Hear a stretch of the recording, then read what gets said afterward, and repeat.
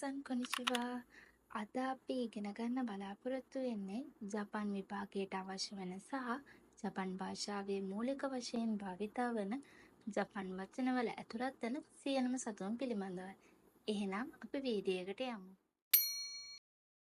නිකෝ, පූසා, ඉනු, බල්ලා, උෂි, ගවයා, හිත්සුචි, බැටළුවා, රිසු, ලේනා, කිත්සුනේ, නරියා, සරු, වඳුරා, සකනා, මාළුවා, ටොරි, කුරුල්ලා, සෝ, අලියා, කමෝ, තාරාවා, ශිෂි, සිංහයා, උමා, අශ්වයා.